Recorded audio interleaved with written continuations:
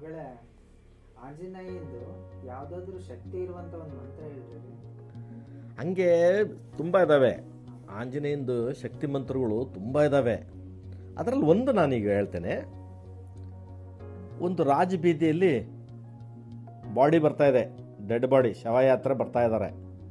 ಅಲ್ಲೊಬ್ರು ಯಾರೋ ಒಬ್ರು ಸನ್ಯಾಸಿ ನಿಂತ್ಕೊಂಡಾರೆ. ಅಲ್ಲಿ ಬರ್ತಾ ಇರೋ ಡೆಡ್ ಬಾಡಿ ಜೊತೆಲಿ ಬಂದಂಥ ಒಂದು ಹೆಣ್ಮಗಳು ಓಡ್ ಬಂದು ಗುರುಗಳಿಗೆ ಪಾದಕ್ಕೆ ಬಿದ್ದುಬಿಡ್ತಾಳೆ, ನಮಸ್ಕಾರ ಮಾಡಿಬಿಡ್ತಾಳೆ. ದೀರ್ಘ ಸುಮಂಗಲಿ ಭಾವ ಅಂತ ಆಶೀರ್ವಾದ ಮಾಡ್ತಾರೆ. ದೀರ್ಘ ಸುಮಂಗಲಿ ಭಾವ ಅಂದರೆ ಗಂಡ ಇರಬೇಕು. ಅಲ್ಲಿ ಶವಯಾತ್ರೆ ಹೋಗ್ತಿರೋದೆ ಆ ಹೆಣ್ಮಗಳು ಗಂಡಂದು. ಅವಾಗ ಇದೇನು ಗುರುಗಳೇ ನೀವು ಹಿಂಗಂದ್ರಿ, ಅಲ್ಲಿ ಹೆಣ ಹೋಗ್ತಾ ಇದಲ್ಲ ನನ್ನ ಗಂಡಂದದು, ನೀವು ದೀರ್ಘ ಸುಮಂಗಲಿ ಅಂದ್ಬಿಟ್ರಲ್ಲ, ಇವತ್ತೇ ಅಂತ್ಯ, ನನ್ನ ದೀರ್ಘ ಸುಮಂಗಲಿಗೆ ಅಂತ್ಯ ಇವತ್ತು ಅಂತ. ಇಲ್ಲ ನಮ್ಮ ಬಾಯಿಂದ ಬಂದಿದೆ ಅಂದರೆ ಅವನಿಗೆ ಜೀವ ಇದೆ, ಅವನಿಗೆ ಜೀವ ಇದೆ ಅಂತ. ಏನು ಅವನ ಹೆಸರು ಕರಿ ಇಲ್ಲಿ ಅಂತಂದು ಅಷ್ಟು ಕೂಗ್ತಾಳೆ ಇವಳು, ಏನ್ರಿ ಅಂತ. ಕೂಗಿದ ಕೂಡಲೇ ಅವ್ರು ಎದ್ದು ನಿಂತ್ಕೊಂಡ್ಬಿಡ್ತಾರೆ. ಚಟದಾಗಿರೋ ಬಾಡಿ ಎದ್ದು ನಿಂತ್ಕೊಳ್ತೈತಿ. ಆವಾಗ ಇಲ್ಲ, ಇನ್ಮೇಲೆ ನೀವು ಹೋಗ್ರಿ, ಗಂಡ ಹೆಂಡ್ತಿ ದೀರ್ಘ ಸುಮಂಗಲಿ ಆಗೇ ಬದುಕ್ರಿ ಅಂತೇಳಿ ಆಶೀರ್ವಾದ ಮಾಡ್ತಾರೆ. ಅಲ್ಲಿ ಮೊಘಲ್ ರಾಜ ಒಬ್ಬನು ಈ ವಿಷಯ ಕೇಳ್ಕೊಂತಾನೆ.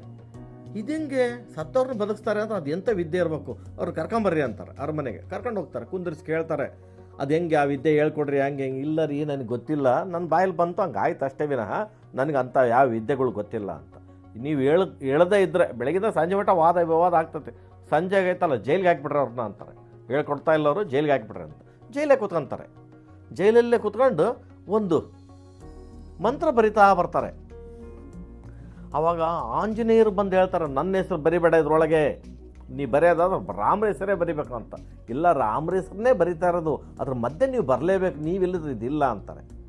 ಆಮೇಲೆ ಆಯಿತು, ನನ್ನ ಹೆಚ್ಚೆಚ್ಚಾಗಿ ನನ್ನ ಬಗ್ಗೆ ಹೇಳ್ಬೇಡ್ರಿ, ರಾಮರ ಬಗ್ಗೆನೇ ಹೇಳ್ರಿ ಬರೀರಿ ಅಂತ. ಬರೀತಾರೆ.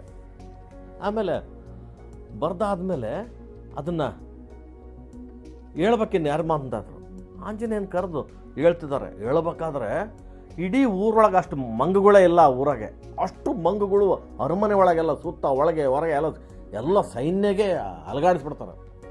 ಅಷ್ಟೇ ರಾಜನಿಗೆ ಗೊತ್ತಾಗ್ತತೆ, ಇಡೀ ಊರೊಳಗೆಲ್ಲ ಮಂಗಗಳು ಬಂದಾವೆ. ಸರಿ ಹಂಗಾರೆ ಏನು ಅಂತ ಓಡ್ ಬರ್ತಾರೆ. ಹನುಮಾನ್ ಚಾಲಿಸಿ ಹೇಳ್ತಾ ಇದ್ದಾರೆ ಗುರುಗಳು. ಅಷ್ಟೇ ಅವ್ರು ಬಂದು ಹೇಳ್ತಾರೆ, ತುಳಸಿ ದಾಸರೇ ಏನು ಬರ್ದಿದ್ದಾರೆ, ಏನು ಮಾಡಿದ್ದಾರೆ, ಇದೇನಿದು ಸಂಕಟ, ನಮಗೆ ಕ್ಷಮೆ ಮಾಡಿರಿ, ನಮ್ಮ ತಪ್ಪಾಯಿತು ಅಂತ ಕಾಲು ಬಿದ್ದುಬಿಡ್ತಾರೆ. ಒಂದು ಮಂಗನೂ ಇರಲ್ಲ ಅವಾಗ ಬರೆದಿದ್ದು ತುಳಸಿದಾಸರು ಜೈಲೊಳಗೆ ಹನುಮಾನ್ ಚಾಲೀಸ್ ಅಂತ. ಅದನ್ನು ಯಾರೇ ಆಗಲಿ 48 ದಿನ ಹನುಮಾನ್ ಚಾಲೀಸ್ ಒಬ್ಬ ವ್ಯಕ್ತಿ ಹೇಳಿದಾನೆ ಅಂದರೆ ಎಂಥದೇ ಒಂದು ಸಂಕಟ ಬರಲಿ ಅದರಿಂದ ಹೊರ ಬರ್ತಾನೆ ಅವನು. ಅಂದರೆ ನಿಷ್ಠೆಯಿಂದ 48 ದಿವಸ ಓದಲೇಬೇಕು. ಯಾರ್ಯಾರು ಶನಿ ನಡೀತಾ ಇರ್ತಾರೆ ಅವ್ರು ಪ್ರತಿ ಶನಿವಾರ ಹೇಳಿದರೂ ಅಡ್ಡಿಲ್ಲ, ದಿನ ಹೇಳಿದರೂ ಅಡ್ಡಿಲ್ಲ, ಒಟ್ಟು ಅದನ್ನು ಕಲಿಬೇಕು, ಹೇಳ್ಬೇಕು. ಅದರಿಂದ ಧರ್ಮ ಸಂಕಟ ನಾಶ ಆಗ್ತದೆ ಅಂತ ಐತೆ. ಅದಕ್ಕೆ ಹನುಮಾನ್ ಚಾಲೀಸ್ ಅಂತ. ಹೀಗಿದೆ ಹನುಮಾನ್. ಹೌದು. ತುಂಬ ಧನ್ಯವಾದಗಳು.